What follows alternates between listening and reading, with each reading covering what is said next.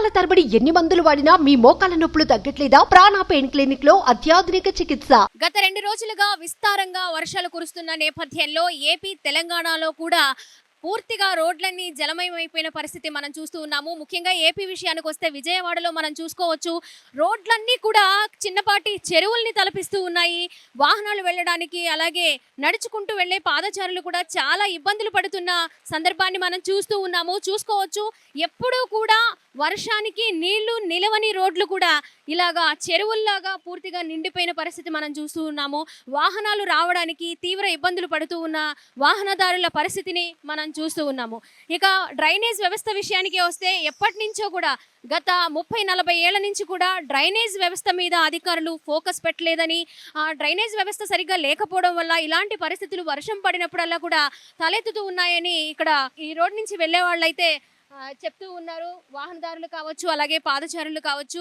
ఇక్కడ మనం చూసుకోవచ్చు, చిన్న చిన్న రోడ్లు అంటే బందర్ రోడ్డు కానివ్వండి, అలాగే బీసెంట్ రోడ్డు కానివ్వండి, వర్షం పడితే మునిగిపోతుంది, చిన్నపాటి వర్షానికే మునిగిపోతుంది అని అందరూ మనకి అందుతూ ఉంటుంది. కానీ ఈ రోడ్లో మాత్రం ఇక్కడ మనకు సంబంధించి సిద్ధార్థ కాలేజ్ దగ్గర ఉన్నాం మనం ప్రస్తుతము.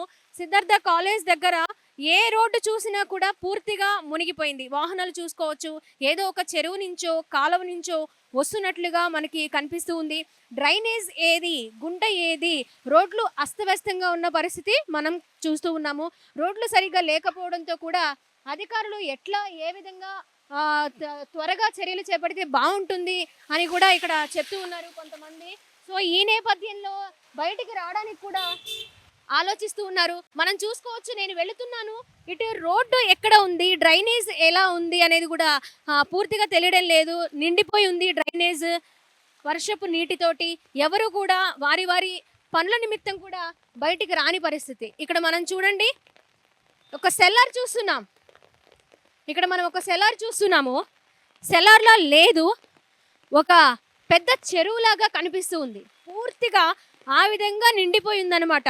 ఇక్కడ వర్క్ చేయడానికి కూడా ఎవరు బయటికి రాని పరిస్థితి ప్రస్తుతం మనం చూసుకోవచ్చు. ఎక్కడ వరకు నిండిపోయింది, పూర్తిగా పోల్స్ అన్నీ కూడా నిండిపోయి ఉన్నాయి.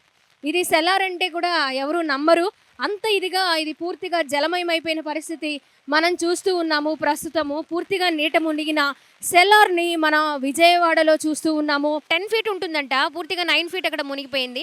10 years బ్యాక్ ఇదే స్థాయిలో వర్షం నమోదు కావడం, ఆ లాస్ట్ టైము 2 కార్లు దానిలో ఉండిపోవడం కూడా, సెల్లార్లో ఉండిపోవడం కూడా జరిగిందట. ప్రస్తుతం అయితే బైక్లు ఉన్నాయి రోడ్డు మీద. ఏదైతే రోడ్డు మీద 3 అడుగుల మేర వాటర్ నిలిచిపోవడం, ఆ వాటర్ అంతా కూడా సెల్లార్లోకి వెళ్ళిపోవడంతో కంప్లీట్గా మునిగిపోయింది. ఇప్పుడు ఆ బైక్ తీసుకురావడానికి కూడా ఆ వాటర్ ఎన్ని రోజులు క్లియర్ అవుతుంది అనేది కూడా మాకు తెలియడం లేదు అని కూడా చెప్తూ ఉన్నారు. రోడ్లన్నీ కూడా జలమయం అవ్వడము, చెరువుల్ని కాలువల్ని తలపిస్తుండటంతో ఇంకా ఇలాంటి డౌన్లో ఉన్న సెల్లార్స్లు పూర్తిగా మునిగిపోయింది అయితే మనకు కనిపిస్తూ ఉంది ప్రస్తుతానికైతే. ఇకపోతే ఒకవైపు రోడ్లు కూడా అదే విధంగా ఉన్నాయి. ప్రస్తుతం విజయవాడలో రోడ్ల పరిస్థితి కొద్దిగా అగమ్య గోచరంగా ఉండడంతో ఏది డ్రైనేజ్, ఏది గుంత, ఏది రోడ్డు అని కూడా తెలియకుండా కొంచెం పాదచారులు అలాగే వాహనదారులు కూడా ఇబ్బంది పడుతూ ఉన్నారు. ఇంకా రోడ్లు చూడండి, వర్షం అయితే కుండపోతగా కురుస్తూ ఉంది. మార్నింగ్ నుంచి, నిన్నటి 2 రోజుల నుంచి పడుతూ ఉన్నప్పటికీ కూడా నిన్న రాత్రి ఎప్పుడైతే 9 గంటలకి వర్షం పడడం స్టార్ట్ అయిందో అప్పటి నుంచి కూడా కుండపోతగా నాన్ స్టాప్గా వర్షం పడుతూనే ఉంది.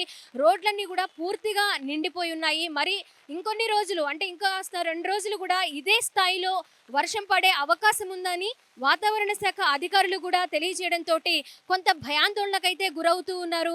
ఏదైనా ప్రాబ్లం అంటే పెద్దవాళ్ళు కూడా ఉంటారు, వయసు పైబడిన వాళ్ళు, అనారోగ్యంతో ఉన్న వాళ్ళు ఉంటారు.